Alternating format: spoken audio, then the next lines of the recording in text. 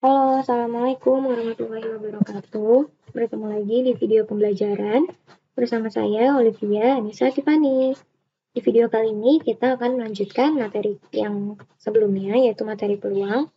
Nah, ini lanjutannya, yaitu materi peluang kejadian majemuk. Peluang kejadian majemuk. Nah, kejadian majemuk itu sendiri artinya adalah kombinasi dari dua kejadian atau lebih. Jadi ada dua kejadian atau lebih yang terjadi, terus kita mau cari nilai peluangnya. Nah, itu yang akan kita pelajari pada video kali ini. Nah, di mana kejadian-kejadian tersebut dapat berupa gabungan atau irisan. Gabungan kejadian dinotasikan dengan kayak huruf U gini ya. Ini disebutnya dengan union atau gabungan. Sehingga gabungan kejadian A dan B dinotasikan dengan A gabung B. Atau dibacanya A gabung B. Nah, irisan kejadian dinotasikan dengan seperti huruf U kebalik atau kayak huruf N, sehingga irisan kejadian A dan B dinotasikan dengan A iris B. Tuh dibacanya A iris B. Mengingat notasinya, itu gini aja, kalau misalnya gabung ada huruf U-nya, nah U-nya itu sebagai unionnya, atau si notasinya ya. Nah, kalau misalnya irisan, tuh belakangnya N, berarti nanti yang notasinya kayak huruf N. Peluang kejadian saling lepas. Kejadian saling lepas terjadi saat suatu kejadian tidak beririsan dengan kejadian yang lain. Artinya, kalau ada himpunan A beririsan dengan himpunan B, itu isinya ya himpunan kosong. Atau nggak ada yang beririsan ya, nggak ada elemen yang sama antara himpunan A dan himpunan B. Nah, contohnya, pada pelemparan sebuah dadu, peluang kejadian munculnya mata dadu ganjil atau genap adalah, nah ini atau nih ya, berarti salah satunya kalau nggak ganjil, ya genap. Itu yang diminta ya. Nah, penyelesaiannya, kejadian A berarti kejadian munculnya mata dadu ganjil. Berarti isinya ya yang ganjil-ganjil, 1, 3, dan 5. Kejadian B muncul mata dadu genap. Berarti B itu ada si 2, 4, dan 6. Nah, sebenarnya bisa dilihat dari sini ya. Nggak ada anggota A dan anggota B yang sama. Nah, sehingga kejadian ini disebut sebagai kejadian saling lepas. Biar lebih jelasnya, kalau kita bikin diagram Venn-nya jadi kayak gini ya. Tuh, kalau kita bikin diagram Venn antara himpunan A dan himpunan B, kalau misalnya di antara mereka tidak ada yang beririsan atau tidak ada anggota yang sama, berarti gambar diagram Venn-nya saling lepas. Tuh, pisah ya. Ini ada 1, 3, 5, ini ada 2, 4, dan 6. Sehingga kalau kita mau hitung peluangnya, ada rumusnya. Nah, ini dia rumusnya. Peluang kejadian A dan B saling lepas, berarti P untuk A gabung B sama dengan peluang A ditambah dengan peluang kejadian B.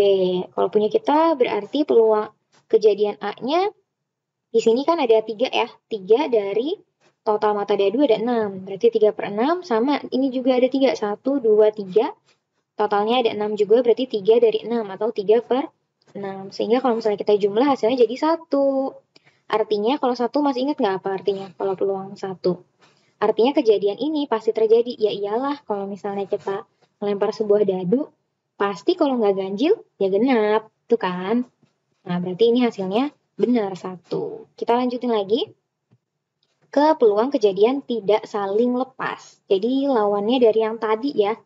Kalau kejadian tidak saling lepas ini terjadi saat suatu kejadian beririsan dengan kejadian yang lain. Mirip-mirip sama yang tadi, tapi ini ada irisannya ya, ada anggota yang sama. Nah, contohnya, pada pelemparan sebuah dadu, peluang kejadian munculnya mata dadu genap atau bilangan prima. Nah, kita list dulu kejadiannya. Kejadian A muncul mata dadu genap, berarti ada 2, 4, dan 6. Kejadian B muncul mata dadu bilangan prima, berarti ada 2, 3, dan 5.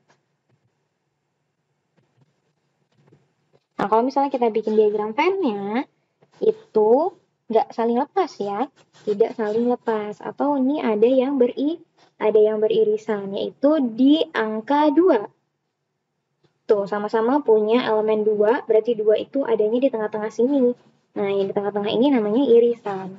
Jadi mereka tidak saling lepas ya. Atau kalau misalnya dibikin diagram Venn-nya agak menyatu kayak gini.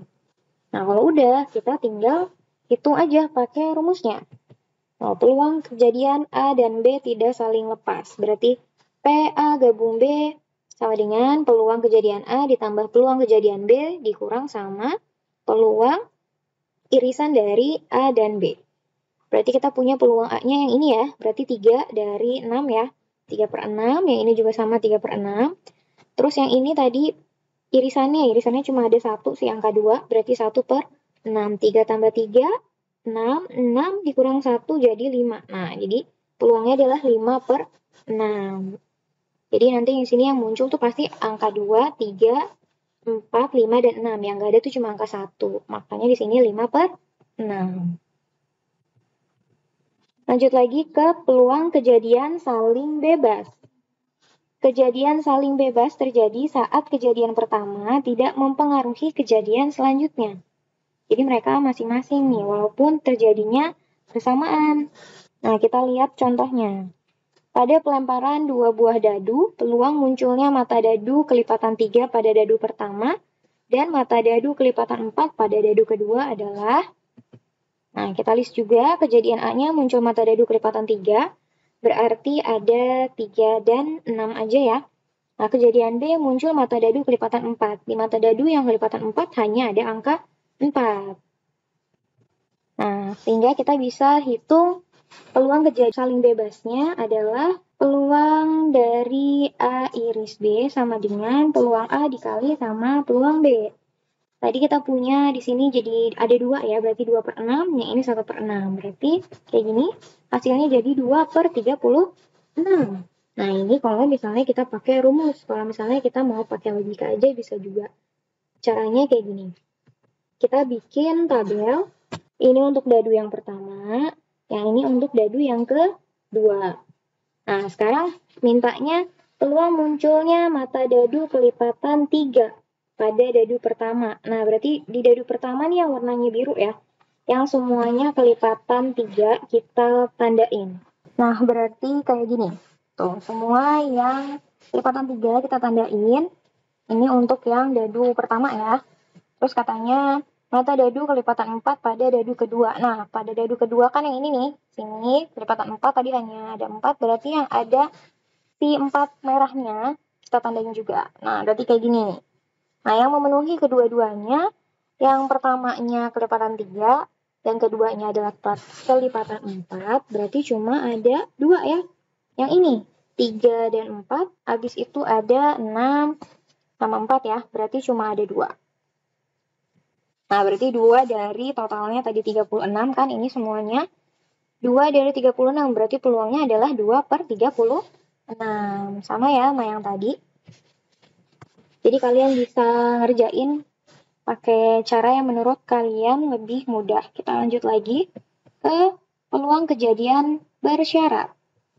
Nah, kejadian bersyarat terjadi saat 2 kejadian terjadi berurutan dan kejadian tersebut tidak saling lepas, tetapi saling mempengaruhi. Tuh, tidak saling lepas ya, berarti nanti ada anggota himpunan yang beririsan. Nah, peluang terjadinya kejadian B, apabila kejadian A diketahui telah terjadi disebut peluang bersyarat dan dinotasikan dengan, tulisannya kayak gini ya, P, terus ada B garis, terus A. Nah, ini ada dibacanya nih, dibacanya adalah peluang terjadinya kejadian B apabila kejadian A telah terjadi. Jadi yang syaratnya itu si A ya, jadi kita mau cari si B dengan syarat A-nya sudah terjadi, syaratnya itu si A. Nah, contohnya, pada pelemparan 2 buah dadu, peluang kejadian munculnya mata dadu berjumlah kurang dari 4 jika pada dadu pertama muncul mata dadu 1. Tuh, jadi yang ditanyain adalah kejadian munculnya mata dadu berjumlah kurang dari 4, tapi dengan syarat yang dadu pertamanya angkanya 1. Nah, ini ada rumusnya. Peluang kejadian B dengan syarat kejadian A, berarti rumusnya kayak gini ya. Ada peluang dari irisan himpunan A dan B dibagi sama peluangnya si A. Peluangnya si syarat tadi ya. Nah, kejadian A berarti munculnya mata dadu 1 pada dadu pertama. Nah, berarti kayak gini kan. 11, 12, 13, 14, 15, 16. Ini totalnya ada 6 dari si 36 ya, berarti 6 per 36. Nah, sedangkan kalau misalnya kejadian B, munculnya mata dadu berjumlah kurang dari 4. Kalau kurang dari 4 aja nih ya, tanpa ada syaratnya, berarti kan kayak gini. 1, 1, 1, 2, 2, 1, ini doang kan ya, yang berjumlah kurang dari 4. Nih, kejadian muncul mata dadu 1 pada dadu pertama dan berjumlah kurang dari 4. Nah, berarti kayak gini, ada 1, 1 dan 1, 2. Si ininya nggak kepake ya. 2,1-nya ini nggak kepake karena maunya di depannya adalah muncul mata dadu 1. Ini kan mata dadu 2 yang pertamanya ya. Nah, berarti peluang bersyaratnya munculnya mata dadu kurang dari 4 jika mata dadu pertama adalah 1. Berarti hasilnya kayak gini. Sama dengan 2 per 36 per 6 per 36. Didapetin dari yang tadi ya, udah ditulis. Berarti ini 36-nya tinggal kita coret. Berarti sisanya adalah 2 per 6 atau 1 per 3. Nah, kalau misalnya masih kurang paham, berarti coba kita ilustrasikan pakai tabel kayak tadi. Nah, begini bentukannya. Ini untuk dadu 1, dadu pertama, ini untuk dadu kedua. Ingat syaratnya adalah dadu pertamanya munculnya mata dadu 1. Berarti ini ada satu-satunya, kita tandain juga. Tuh, berarti ada berapa? Ada 6 nih ya. 1, 2, 3, 4, 5, 6. Nah, terus dari sini kita maunya, ini kan yang udah memenuhi syarat nih. Dari sini kita maunya yang berjumlah kurang dari 4. Berarti yang kalau dijumlahin tuh maksimalnya cuma 3. Berarti yang memenuhi adalah, nah, hanya si 1, 1 dan 1, 2. Ini 1, 3 enggak ya? Kalau 1, 3 kan udah 4. Maunya kurang dari 4. Nah, berarti ada berapa? Ada 2 dari 6. Kenapa 6? Karena yang memenuhi syarat ya hanya 6. Tadi kan syaratnya yang mata dadu pertama tuh 1 ya. 2 dari 6. Atau kalau misalnya kita bikin peluang, berarti 2 per 6. Nah, 2 per 6 ini kalau kita sederhanain jadi 1 per 3. Begitu. Berarti sama ya caranya pakai rumus ataupun pakai cara kayak gini. Tinggal kalian aja pahami mau pakainya yang mana. Nah, ini ada peluang kejadian bersyarat lagi. Tapi tentang peluang yang keduanya saling bebas ya. Jika dalam suatu percobaan terjadi kejadian A dan B, keduanya dapat terjadi sekaligus. Maka P A irisan B sama dengan peluang dari himpunan A dikali peluang dari kejadian B dengan syarat kejadian A sudah terjadi. Nah, jadi ini sebenarnya kebalikan dari rumus dari peluang bersyarat yang tadi ya. Kalau misalnya ini yang ditanya ini adalah peluang kejadian mereka berdua terjadi bersamaan. Tapi dengan syarat kejadian yang keduanya itu ada syaratnya yaitu kejadiannya setelah kejadian A terjadi. Atau sebenarnya sih ini sama aja yang tadi dibilang ya. Kejadian ini kalau A dan B-nya saling bebas, maka sebenarnya konsepnya pakai konsep dari aturan perkalian juga sih. Nah, kayak gini ya. Peluang dari kejadian A tinggal kita kali sama peluang dari kejadian B. Sebenarnya sama konsepnya kayak gini. Tapi kalau misalnya di atas ini, si B-nya, ini peluangnya sudah ada syaratnya kejadian A-nya sudah terjadi. Kalau ini kan saling bersamaan ya. Kalau yang ini bersamaan terjadi, kalau misalnya yang ini A dulu, baru si B terjadi. Nah, ini contohnya. Contoh, dalam sebuah kotak terdapat 16 lampu pijar, 4 diantaranya rusak. Jika 2 lampu pijar diambil secara acak, satu demi satu tanpa pengembalian, tentukanlah peluang kedua lampu pijar yang terambil rusak. Nah, ini kan maunya langsung dua-duanya terjadi ya. Tapi, ini yang keduanya udah berkurang nanti, karena kan tanpa pengembalian. Kita lihat ya. Nah nih, kejadian A, lampu pijar yang terambil pertama rusak. Nah, berarti peluang dari kejadian A adalah banyaknya lampu rusak per dari semestanya ya, atau banyaknya lampu pada kotak yang tersedia. Nah, berarti 4 per 16 disederhanakan jadi 1 per 4. Nah, kejadian B-nya, lampu pijar yang terambil keduanya rusak. Tapi, karena tadi dibilangnya tanpa pengembalian, berarti peluang ini adalah peluang bersyarat. Tuh, si B dengan syarat A sudah terjadi. Berarti, banyak lampu rusaknya juga sudah berkurang. Karena tadi sudah keambil kan di peluangnya si A. Berarti tadinya 4 berkurang udah diambil 1 kan. Berarti jadinya 3. Ini juga sama. Tadinya ada 16, udah diambil 1 jadi 15. Jadi kalau disederhanakan adalah 1/5. Dan peluangnya berarti jadi seperti ini. Tinggal dikali aja hasilnya ya. Jadi 1/4 dikali 1/5 sama dengan 1/20. Berarti habis ini kita kerjakan tugas. Seperti biasa dikerjakan di buku latihannya, difoto lalu disubmit ke psikologi, dikumpulkan paling telat sebelum pertemuan minggu depan. Berarti cukup untuk video kali ini. Wassalamualaikum warahmatullahi wabarakatuh.